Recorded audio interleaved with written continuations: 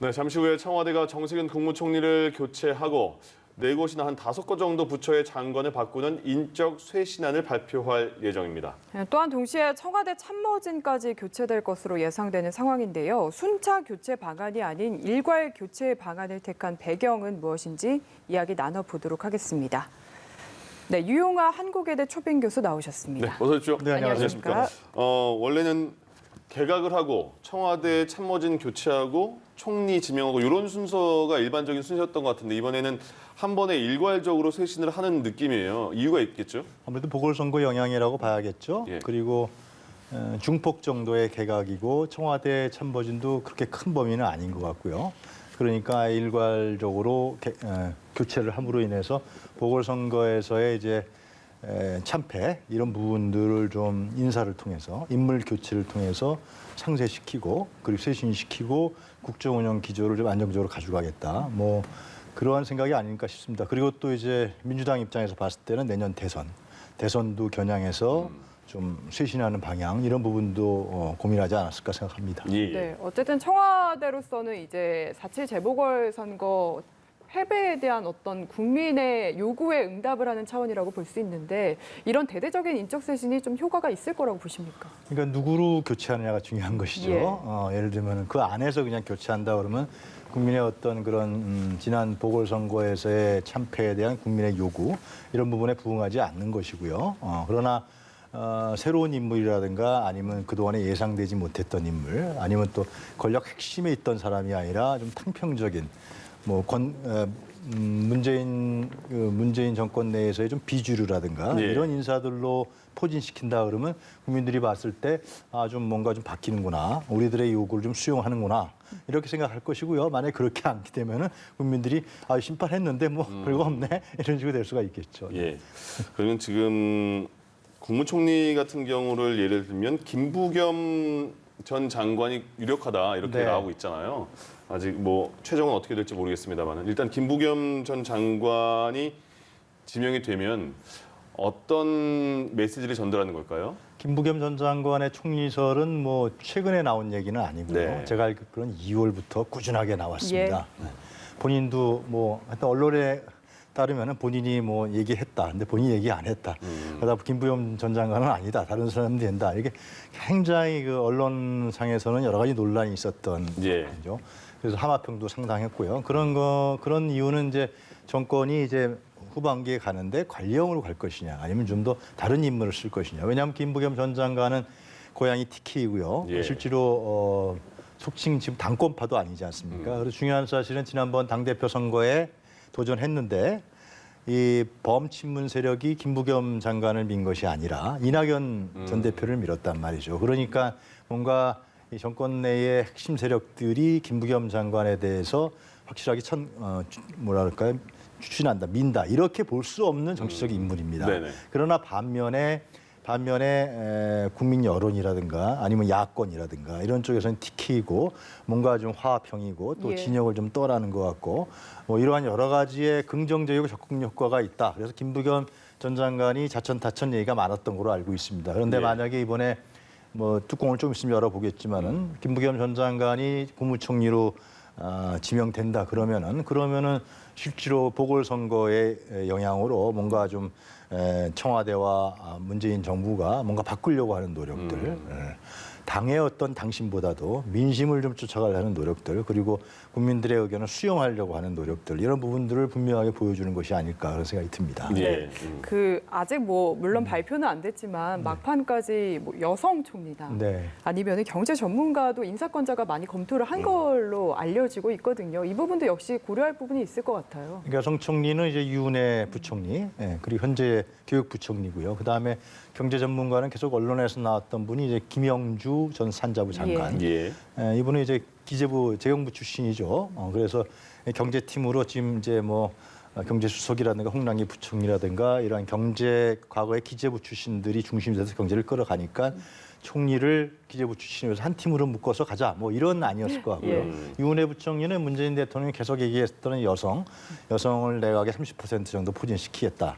이런 측면에 봤을 때 이제 국무총리에서 꾸준하게 나왔던 게 사실입니다. 근데 예. 오늘 이제 뚜껑을 열어봐야겠죠. 근데 유은혜 부총리는 이제 부총리에서 바로 총리로 올라가는 거니까 그럼 변화가 있는 것이냐 이런 얘기를 할 수가 있는 것이므로 이제 뚜껑을 열어봐야겠죠. 그러나 예. 이제 김용주 전 장관 같은 경우도 그 과거 정부부터 계속 했던 분이기 때문에 로얄티는 상당히 있는 분이지만 뭐 이제 기재부 출신이고 그러니까 뭔가 좀 이렇게 큰 변화라든가 이러한 정치적인 상징적인 변화의 의미 효과는 좀 적은 게 아니냐 뭐 이런 얘기가 있었는데요. 예. 근데 인사라는 것은 꼭 결과를 봐야 되니까 좀 봐야겠죠. 예. 그 홍남기 부총리는 굉장히 오래 지금 네. 역할을 하고 있는 상황이잖아요. 근데 이번에도 정세균 총리가 물러나면 총리 자리가 비기 때문에 홍남기 부총리까지 인사를 하진 않을 것 같다. 총리 대행을 할 것 같다. 이렇게 얘기 나오는데 그건 어떻게 보십니까? 지금 이제 정세균 총리가 오늘 이제 이임식을 한다 그러죠. 네네. 오후에 좀 있으면 하겠죠. 근데 예. 어느 제가 언론 보니까는 이미 사전에 알았는지 다섯 개 부처 장관을 총리가 해야 되는 거니까요. 아, 예. 그런 소리 있더라고요. 그러면서 이제 정세균 총리는 그러면서 이제 당으로 돌아가는 모양이에요. 당으로 바로 돌아가는 거 같고요. 네. 그러면 이제 총리 이제 또 대정부 질문도 있을 테고요. 예. 총리 권한 대행이 필요하니까 그러면 이제 홍남기 부총리가 서열상 올라가야 되니까 그러한 어떤 정권 유지적 측면의 차원도 있고요. 그리고 이제 지금에 와서 홍남기 부총리가 지금 코로나 전국에서 경제 부분을 맡아서 상당히 어느 정도 문제뿐만 아니라 약진시킨 측면이 분명히 긍정적인 측면이 있다. 지금 정치적인 여러 가지 이유 때문에 가려서 얘기가 잘 안 되고 있는 것이지 IMF라든가 OECD에서는 한국 경제의 포스트 코로나 시대 상당히 주목할 만한 국가, 또 상위 랭크, 예. 또 경제 성장률에 대한 어떤 상당히 그 상위 랭크에 지금 우리 대한민국을 포진시키고 있기 때문에 그런 측면에서 봤을 때 홍남기 부총리가 경제 부분에 있어서는 나름대로 상당히 고군분투하면서 성과를 낸 것이 아니냐 이런 측면에서 봤을 때 그런 연속선상에서 봤을 때는 굳이 홍남기 부총리를 바꿔야 되느냐 굉장히 오래된 장수 부총리니까 네. 변화의 의미도 있겠지만 그런 얘기도 정권 내부에서는 있었던 걸로 알고 있습니다. 예. 네, 사실 뭔가 새로 완전히 정책을 뒤집어서 시행하기에도 기간이 그렇게 경제 부분과 그렇죠. 방역 부분에 있어서는 사실상 지금 뭐 뒤집는다 그래서 뭐 뾰족한 수가 나오는 것도 아니고요. 기간도 짧고요. 예, 그리고 어느 정도의 스테디한 결과를 만들어낸 측면이 있는 거죠. 현 국무총리가 지명이 됐고 5개 부처의 장관이 바뀌었습니다. 자, 저희가 앞서 말씀드린 대로 김부겸 전 행정안전부 장관이 새로운 국무총리에 지명이 되었습니다. 그리고 5개 부처의 장관도 지금 새로 바뀌게 됐습니다. 어떻게 예측 가능한 그런 범위였습니까?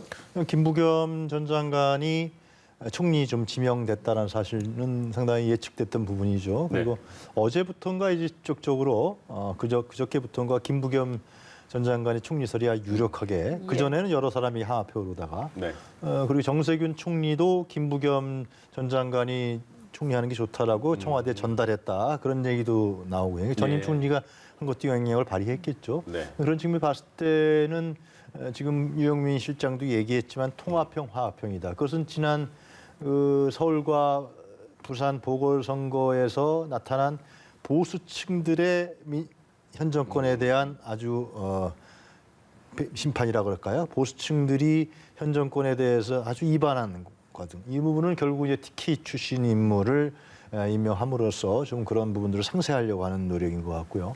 민주당의 당내 역학 오늘 이제 친문인 윤호중 의원이 원내대표가 됐지만 예. 민주당의 향후 당내 역학 구도에도 상당히 영향을 줄 수밖에 없겠죠. 왜냐하면은 가장 중요한 하반기의 총리를 김부겸 TK이고 비주류로 대표되는 김부겸 전 장관을 총리로 임명했다라는 사실 자체는 좀 당내도 집권 여당도 뭔가 좀 균형을 가져가야 되는 거 아니냐 그런 대통령의 메시지로도 볼 수 있다고 보여집니다. 예. 네, 그리고 이제 국토교통부 이미 사의를 밝혔기 때문에 네. 국토부를 포함한 5개 부처에 대한 장관도 새로 지명이 됐는데 전반적으로 살펴보면 관료 전문가 출신이에요. 좀 안정적인 개각을 꾀했다는 느낌이 드는데요. 그러니까 오늘 개각의 특징은 두 축으로 이루어졌다고 우리가 평가할 수 있을 것 같아요. 하나는 국무총리를 김부겸 전 장관을 임명했다는 거. 이런 부분들은 지난 보궐선거에 국민의 의사, 즉 보수층들의 의사, 야권의 의사 이런 부분들을 많이 반영한 것이다. 당내에서도 이 주류뿐만 아니라 비주류 이런 광범위한 의사를 반영해서 실제로 국무총리의 김부겸이라는 인물을 뽑은 것이다라고 볼 수가 있고요. 예. 마지막 이제 지금 말씀하신 5개 부처의 장관들 같은 경우는 문재인 정부가 한 1년여 남았잖아요. 그러니까 아무래도 모든 정권이 그랬지만 안정적인 관리를 가져가겠다. 다른 부분에서 특별하게 한다기보다도 예. 대선도 남아 있고요. 그러니까 관리형으로 해서 전문가와 그리고 관료 출신들을 기용한 것이다. 이렇게 우리가 판단할 수 있을 것 같습니다. 예. 그럼 이제 인사청문회 남지 않았겠습니까? 네. 그러면 일단 김부겸 지명자 같은 경우에는 정세균 이제 전 총리가 만약에 되면 정세균 총리 같은 경우는 그 임명되자마자 바로 코로나 현장으로 갔잖아요. 지금까지 1년 넘은 기간 동안. 김부겸 지명자 같은 경우에는 가장 우선순위로 할 숙제가 뭐가 있을까요? 역시 방역이 아닐까 싶습니다. 예. 지금 이제 백신이 지금 미국에서 상당히 독점하고 미국과 EU가 독점함으로 해서 수급이 지금 불균형한 현상이 나타났잖아요. 네. 그렇기 때문에 이 백신으로 게임 체인지가 오늘 정세균 총리가 11월까지 분명히 할 수가 있다고 얘기했지만 국민들이 불안해하는 건 사실이 아니겠습니까? 그러니까 아마 인사청문회의 주요한 질문도 과연 어떻게 방역을 할 것이냐는 문제, 그리고 지금 확진자가 좀 늘어나는 문제, 백신에 대한 수급에 대한 문제, 그리고 마찬가지로 이 문제에 대해서 김부겸 총리 내정자가 그 문제에 답변하는 그래서 굉장히 중요한 관건이 되지 않을까 여겨집니다. 왜냐하면 지금 뭐 여야 간의 정쟁이라든가 뭐 대선 국면 이런 것도 국민들이 관심이 있겠지만 네. 가장 중요한 것은 자신의 생명과 관련된 문제 아니겠습니까? 이 백신으로 코로나부터 어떻게 지킬 것이냐. 특히 1년이 넘음에 따라서 상당히 국민들 지쳐 있는 게 사실이고요. 뭔가 희망과 기대 이런 부분들이 함께 교차하고 있고 또 이 방역이라는 문제는 경제하고 완전히 직결된단 말이죠. 예. 빨리 이제 집단 면역이 형성돼야 경제도 활성화되고 마스크 벗고 사람도 예. 움직이고 이동을 해야 경제가 활성화될 거 아니에요. 이런 부분과 관련이 되기 때문에 아마 김부겸 총리 내정자가 청문회에서 받을 질문 또 만약에 국회에서 통과된 다음에 총리로서 활동도 역시 방역이다 이런 판단이 듭니다. 저는. 예, 그 정세균 이제 전 총리에 대한 이야기도 잠깐만 해보자면 오늘 발표에 앞서서 이제 내각을 안정적으로 이끌어 주시면 감사한다라는 문 대통령의 메시지도 있었고 이제 자신의 길을 가기 위해서 놓아드리는 게 도리다라는 메시지가 참 눈에 띄었거든요. 네. 바로 이제 대선 출마 수순을 밟기 위한 어떤 길을 나설 거라고 예상하십니까? 뭔가 문재인 대통령은 정세균 총리를 놓아주고 싶지 않았던 모양이에요. 예. 사실상 묵묵하게 그냥 지난 1월에 작년 1월에 취임하지 않았습니까? 네. 원래 정세균 총리의 강점은 경제란 말이죠. 실물 경제도 잘 알고 경제인데 자신의 능력을 발휘도 못하고 코로나19하고 노란 자바만 입고 1년 동안 있다가 이번에 퇴임하게 되는 것 같아요. 예. 본인으로 입장에 봤을 때는 상당히 섭섭할 수밖에 없겠죠. 자기 정치인인데 예. 그러나 하여튼 간에 굉장히 고생한 건 사실이고요. 방역 현장에서 앞서 매일 아침마다 하여튼 그 회의를 주재하고요. 중대본회의. 주재하고 맞아요. 국민들에게 보고하고 그런 부분들은 사실 문재인 대통령 입장에 봤을 때는 굉장히 어떻게 보면은 고마운 측면이 상당히 있는 것이죠. 총리가 그렇게 앞에서 딱 막아주고 또 방역에 분해서 책임지고 예. 그걸 끌어나가고 예. 가장 중요한 문제였으니까요. 그런 측면에 봤을 때는 좀 더 있어갖고 좀 해줬으면 좋겠는데 근데 정세균 총리는 이제 지금 나왔듯이 이제 대선에 출마하겠다는 의지가 이제 강한 것 같고요. 특히 당으로 돌아가겠다, 정치를 다시 하겠다 이런 의지가 강하기 때문에 아마 그래서 놓아드리겠다 그 표현이 아마 그런 걸 겁니다. 예. 그럼 이제 참모진 중에서는 참모진 발표가 오늘 안으로 나올 것 같긴 한데 이철희 전 의원이 정무수석에 유력한 상황에 내린 얘기가 있잖아요. 이철희 전 의원을 문 대통령이 선택을 한 이유는 뭘까요? 또 마찬가지로 김부겸 전 장관을 총리로 예.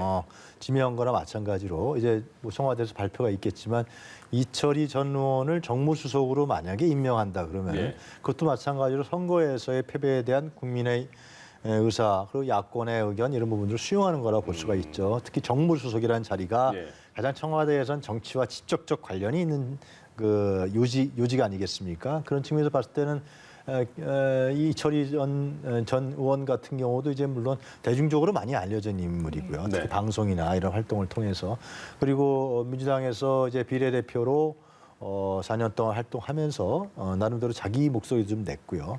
그리고 쓴소리도 좀 했던 사람이고요. 네. 그리고 나갈 때 정치는 진짜 싫다. 굉장히 정치에 대한 그 혐오 같은 거를 느끼면서 너무 힘들다. 네. 이런 얘기를 했던 사람이기 때문에 그러한 지금은 자연으로 돌아가 있죠. 방송 활동을 했던 걸로 알고 있는데요. 네네. 이러한 인물을 다시 정무 속에 앉힌다는 얘기는 뭔가 좀 변화를 가하겠다. 청와대에서의 정치적 행보를 좀 변화를 가하겠다. 그리고 이제 특히 야당과의 관계에 예. 있어서의 변화를 좀 가하겠다는 거 아니겠습니까? 물론 여당은 아무래도 집권 여당이니까 청와대하고 이제 교감을 맞추려고 노력하겠지만 야당 문제를 어떻게 풀 것이라는 문제인데 아니 이철이 만약에 전 의원이 정무수석이 된다 그러면은 원래 이철이 전 의원은 당내에서 전략톡으로 상당히 알려져 있는 예. 사람이란 네네. 말이죠.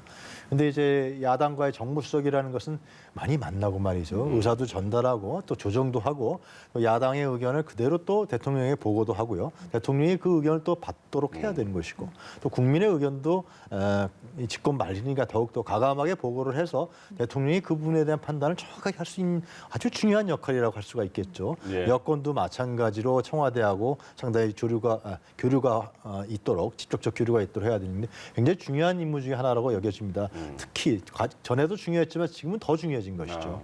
이제 과연 이제 이철이 전 의원이 그런 전략적 마인드를 갖고 있는 인물인데 네. 이러한 정무수석 상당히 활동도 활발해야 되는 것이고요. 설득도 해야 되는 것이고 이런 역할들을 충분히 수행해 나갈지 그런 부분에 대해서는 지켜봐야 될 것 같습니다. 예, 알겠습니다. 김부겸 전 장관이 새로운 국무총리로 지명이 됐습니다. 그리고 5개 부처의 장관이 이제 교체가 될 것으로 예상이 됩니다. 유영화 한국외대 초빙 교수와 함께했습니다. 고맙습니다. 잘 들었습니다.